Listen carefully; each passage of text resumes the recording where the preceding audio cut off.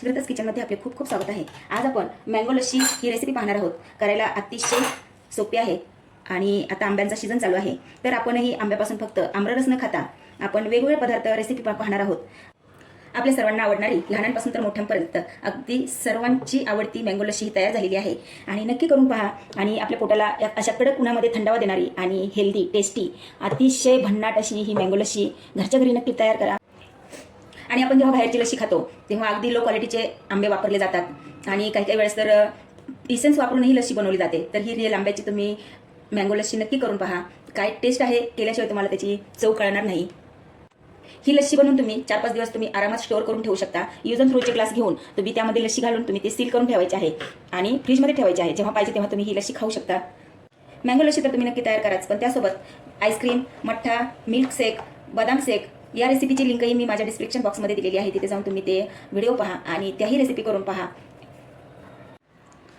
Mango lassi बनवण्यासाठी पहा, इथे मी 2 आंबे घेतलेले आहेत आणि हे स्वच्छ धुवून घेतलेले आहेत। आता आपण साल काढून घेऊ याची, असं देठ काढून साल काढून घ्यायची आहे आणि पिकलेले आंबे घ्यायचे म्हणजे साल सहज निघून जाते। पहा या पद्धतीने आंब्यापासून आपण मँगो केक, मँगो मस्तानी, मँगो आईस्क्रीम, फ्रुटी असे वेगवेगळे पदार्थ आपण येणाऱ्या काही दिवसात आपण पाहणार आहोत। नक्की घरच्या घरी ट्राय करा आणि बाहेर खाण्यापेक्षा आपण घरी केलेला हा आनंद वेगळाच असतो। नक्की ट्राय करा। माझी रेसिपी कशी झाली मला नक्की कमेंट करून सांगा। दोन्ही आंब्याची साल काढून झालेली आहे पहा। आता आपण याचा गर आहे तो चाकूच्या साहाय्याने आपण काढून घेऊ हा। आणि आता आंब्याचा सीझन चालू आहे, तरी आपण आंब्यापासून फक्त आम्ररस न खाता वेगवेगळे पदार्थ करणार आहोत। याच पदार्थांना आपण बाहेर कितीतरी पैसे पे करत असतो आणि आंब्याचा केक, मँगो आईस्क्रीम, आम्रखंड, फ्रुटी, आंबापोळी, मँगो मस्तानी या सर्व रेसिपी मी येत्या काही दिवसात तुमच्याबरोबर शेअर करणार आहे। आता आपण सर्व गर हा आपण मिक्सरच्या जारमध्ये काढून घेऊ। आता पहा, मँगो लस्सी बनवण्यासाठी मी इथे रात्री दही लावलेलं होतं आणि पहा तुम्ही काय सुंदर असं दही लागलेलं आहे आणि किती घट्ट अगदी वड्या पडतील असं दही लागलेलं आहे। आणि हे माझं परवाचं शिल्लक दही आहे। हे सुद्धा पहा तुम्ही किती घट्ट दही आहे। आता मी खाऊन संपवलेलं आहे, शिल्लक राहिलेलं दही तुम्हाला दाखवत आहे। किती घट्ट दही आहे आणि हे पण घ्यायचं आहे, एक जीव करून घ्यायचं आहे। आपण काय करतो, थोडंसं मुरवण टाकतो दुधामध्ये आणि फक्त आपण एक 1-2 वेळा आपण असं करतो, ते व्यवस्थित मिक्स होत नाही आणि व्यवस्थित तुमचं घट्ट दाटसर असं दही लागत नाही। असं दही लागण्यासाठी दूध अगदी तुम्ही थंड घ्या किंवा मग नॉर्मल टेम्परेचरचं दूध आणि थोडंसं असं मुरवण घेऊन एकाच दिशेने आपल्याला दुधामध्ये घालून 1 मिनिटभर तरी आपल्याला फिरून घ्यायचं आहे। म्हणजे दूध आणि जे मुरवण आहे ते व्यवस्थित मिक्स झालं की तुमचं असं वड्या पडतील असं तुमचं दही लागणार आहे। पहा अगदी घट्ट असं दही लागणार आहे आणि सकाळी उठलं की फ्रीजमध्ये ठेवून द्यायचं, म्हणजे जास्त वेळ बाहेर राहिलं की आंबटही होत नाही आणि घट्ट दही लागून जातं। तर हे असं घट्ट फ्रेश दही घेतलेलं आहे मी।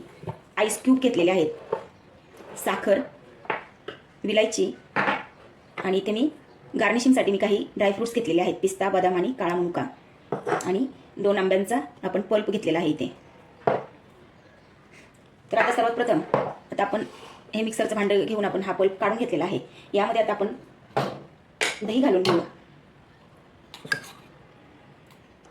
हा अगदी तोंडाला पाणी सुटेल असं आपलं दही लागलेलं आहे। निम्म दही घातलेलं आहे पहा, कारण मिक्सरचा जार आहे तो आपला छोटा आहे त्यामुळे मी निम्म दही घातलेलं आहे पहा। आता लगेच आपण यामध्ये विलायचीची पूड घालू आणि मी इथे पाण्याचा बिलकुल वापर करणार नाही, फक्त आईस क्यूब घालणार आहे। आईस क्यूब घालून घेऊ आपण। लगेच साखर घातलेली आहे आणि हा आंबा जो आहे तो चवीला अतिशय गोड आहे। हा मी केशर आंबा घेतलेला आहे आणि गोडाचं प्रमाण तुम्ही तुमच्या आवडीनुसार करा। हा आंबा खूप गोड आहे त्यामुळे मी इथे साखर थोडीशी ठेवलेली आहे आणि अर्धी साखर घातलेली आहे। आता आपण हे 1 मिनिटभर आपण एक फाईन पेस्ट करून घेऊ आणि पहा मस्त आपली मँगो लस्सी तयार झालेली आहे। आणि तुम्ही इथे पाहू शकता आपली मँगो लस्सी तयार झालेली आहे आणि किती अशी थिक झालेली आहे पाहू शकता तुम्ही। आपण इथे पाण्याचा बिलकुल वापर केलेला नाही आणि तुम्ही याची कन्सिस्टन्सी पहा आणि याचं टेक्स्चरही पहा। आता आपण ग्लासमध्ये काढून घेऊ। सुरुवातीला काय करायचं आहे, इथे पहा ग्लासमध्ये 1-2 आईस क्यूब घालायचे, कारण आपली लस्सी जी आहे ती खूप घट्ट आहे। असे 2-2, 3-3 आईस क्यूब घालून घ्यायचे आणि ही लस्सी जी आहे ती आपण लगेच आता ग्लासमध्ये आपण ओतून घेऊ।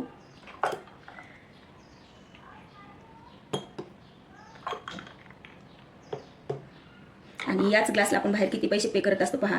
2 आंब्यापासून अगदी घट्ट अशी आपली 3 ग्लास लस्सी तयार झालेली आहे पहा. आणि ही जी लस्सी आहे की बनवली की अगदी थंडगार अशीच खायची आहे किंवा मग तुम्ही फ्रीजमध्ये ठेवूनही खाऊ शकता. आणि अगदी ही आरामात 2 ते 3 दिवस आरामात राहते. आणि तुम्ही पाहिले असेल अगदी मी पावशेरलाही कमी दही असेल इतकंच मी दही वापरलेलं आहे. आणि 2 आंब्यापासून आपण इथे 3 ग्लास आपण लस्सी बनवलेली आहे आणि खूप अशी दाटसर घट्ट मस्त लस्सी झालेली आहे. बनवायला खूप सोपी, कमी साहित्य, कमी वेळेत आणि खूपच पौष्टिक अशी आपली लस्सी तयार झालेली आहे.